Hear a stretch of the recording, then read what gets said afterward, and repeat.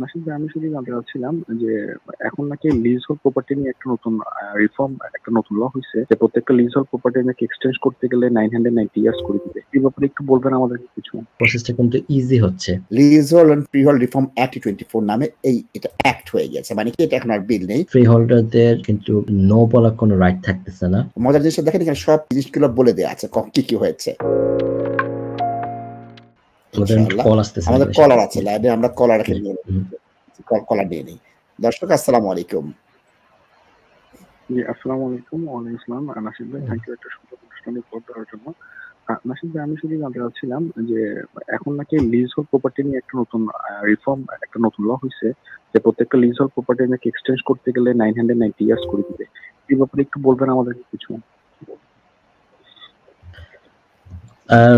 যে renters reform বিলে জি আওতায় আপনার গভর্নমেন্টের যে নতুন বিলটা আছে, আমরা আসলে ওয়েট করতেছি নাশিদ ভাই। আমি এটার উপর একটা প্রোগ্রাম করার জন্য ইলেকশনের পরে আমার প্ল্যান ছিল আপনার যে কোন সরকার আসতেছে, এবং যেহেতু তাদের ম্যানিফেস্টোতে কিছু জিনিস তারা ডিক্লেয়ার করছে এবং আমার মনে হয় নেক্সট আরো কয়েকদিন এটা আসবে।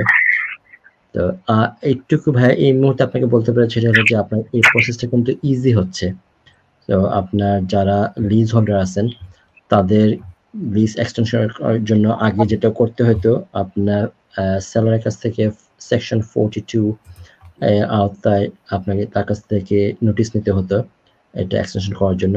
আমরা আগে যেটা নাশিদ ভাই অ্যাডভাইস করতাম যারা শর্ট লিজে প্রপার্টি কিনতেছে, তাদেরকে বলতাম যে আপনি কেনার সময় যদি সেলারের কাছ থেকে সেকশন 42 আওতায় যদি আপনি লিজ এক্সটেনশনের প্রসেসটা শুরু করেন, সেক্ষেত্রে কিন্তু আপনার কমপ্লিশন হওয়ার পরপরই কিন্তু আপনি অ্যাপ্লাই করতে পারেন লিজ এক্সটেনশন করার জন্য। এবং এখানে কিন্তু একটা ভালো রকম একটা খরচ আছে।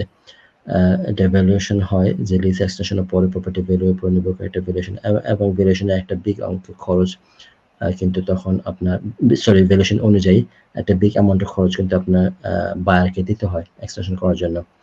ইউজুয়ালি 85 ইয়ার্স এর উপরে গেলে আপনার, আমি বলি যেটা স্ট্যান্ডার্ড লিজ, দ্যাট মিনস আপনার কিন্তু প্রপার্টি ভ্যালুর ইম্প্যাক্ট পড়ে না যদি আপনার 85 ইয়ার্স প্লাস থাকে। 85 ইয়ার্স কম হলেই তখন কিন্তু ভ্যালুয়েশন কমে আসে।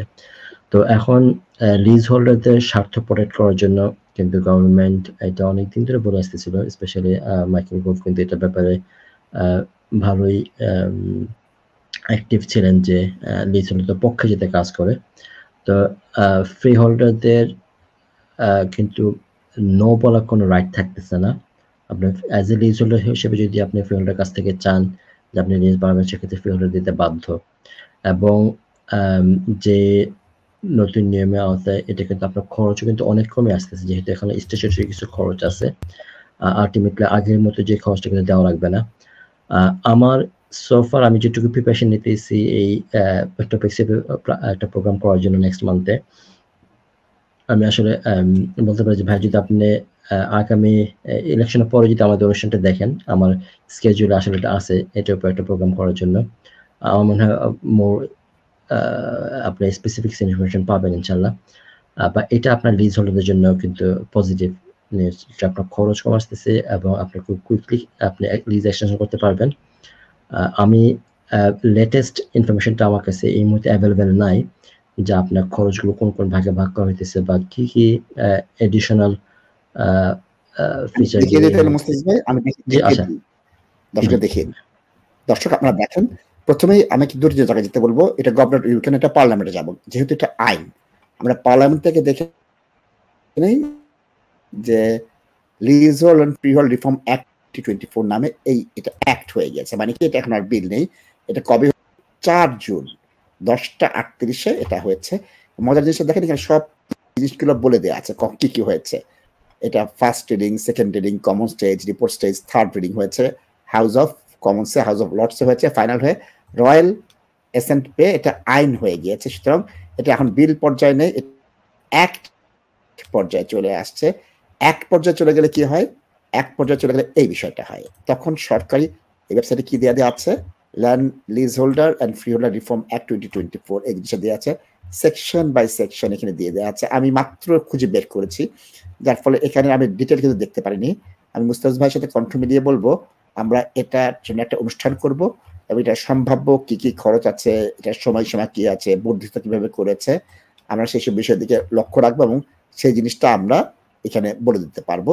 সুতরাং আপনারা যারা দেখতে চান যে প্রস্তুত করেছেন, নিশ্চয়ই তার আইটি নলেজটা ভালো হবে।